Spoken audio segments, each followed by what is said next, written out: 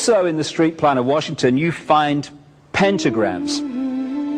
So here we have two pentagrams in the street plan of Washington. The top one points into the Capitol building, and the one at the bottom points into the White House. This is a political building, so we're told. In fact, it's a temple to a secret society, built by the Freemasons to a specific design, Congress, the Congress building. Where did it get its name from? Capitol Hill, from a sacred place of the Roman Brotherhood going way back called Capitoline Hill. And when Madeleine Albright, high priestess of this brotherhood, became Secretary of State, and she went across on her first overseas visit to Europe, she actually went to Rome and made an official visit, what for her would have been a pilgrimage to Capitoline Hill in Rome, and that's where we get Capitol Hill from. This is George Washington. In the last century, they decided they didn't have a decent statue of George, so instead of getting an American to produce one, they ordered it from Italy, from Florence. And when it arrived on the dockside, people were staggered, because here was George, the first president of the United States, depicted naked from the waist up with this cloth over his Bill Clinton's, and then pointing up one arm, pointing down the other. What's going on? Unless you realize where these people are coming from, it's inexplicable. Well, if you just hold that in your mind, arm up, arm down, naked from the waist up, and then Bill Clinton's covered in a piece of cloth, well, this is where it's coming from. This is the ancient depiction of the compilation of the negative force symbol that the Templars worshipped, or the high-level Templars worshipped anyway, called Baphomet. And this is why that they depicted George Washington in that way.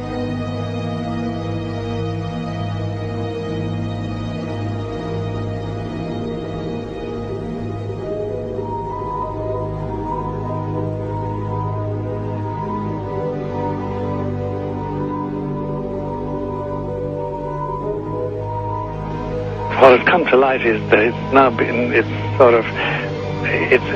is not so surprising for a lot of people that there are covens amongst the very educated class, architects, doctors, lawyers, priests, brokers, and the leisure class. These are people who have made pacts with the devil.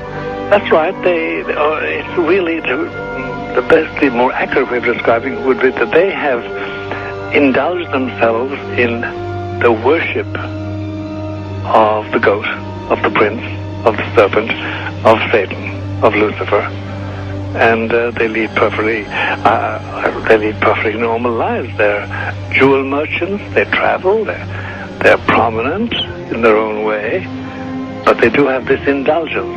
Father, here's a part of that I can never understand, that has never made sense to me, and that is, if somebody were to make a pact with the devil, then obviously the implication is if the devil is there to make a pact with them, to make a deal, to make their life, their short mortal life on earth, pleasurable, with money or women or travel, or more interesting, whatever it is they want. Yes. Then they are aware of the presence of the devil, and they are obviously aware then of the presence of God as well, and they nevertheless make a conscious, stupid, short-term, blind choice to take what they can get in this lifetime. And to embrace one, you must embrace the other. It's not like it's some wishy-washy prison. I know you do. It is a very not easy to understand, except when you talk with them, when they let their hair down and peel grapes, as we say, and when they're on their way to being cured of or healed is the proper word. You find that there's an exhilaration and a satisfaction which is both sensual and sexual and mental when they really indulge in Luciferian worship. There is a peculiar exhilaration. Like a drug, then? Yes, it's a peculiar exhilaration. And of course, the godly instincts in us all, the angelic in us all, because we all have something angelic and something godly, besides everything else, a lot of other negative things, that is quenched. And you find in them a horror of anything, what we call sacred and holy, or sacrosanct, or the idea of the idea of the sacred, of the awesome.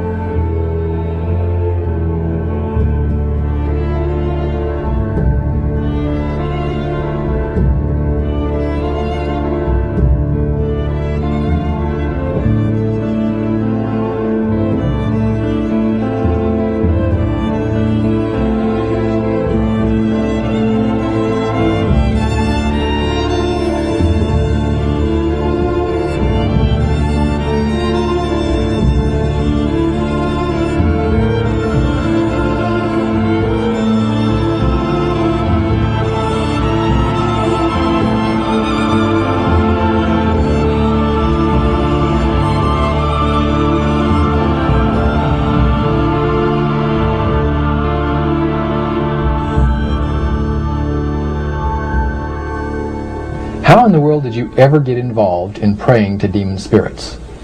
A fellow that had been on a particular ship with me, he told me, "Hey, I got something fantastic to tell you." He said, "I am affiliated with people that speak with the spirits of the dead. How would you like to talk to the spirit of your dead mother?" And I was shocked. I was shocked. He said, "You wouldn't be afraid of talking to the spirit of your dead mother, would you?" Well, I said, "I'll tell you what, I would have to give that some thought, because it's something I never thought about before in my life." Most of us probably haven't. A little afraid of something like that. Well, he says, you know, it's written all over your face. You're afraid of going to a seance. But he says, "I know you. He says, you're going to come."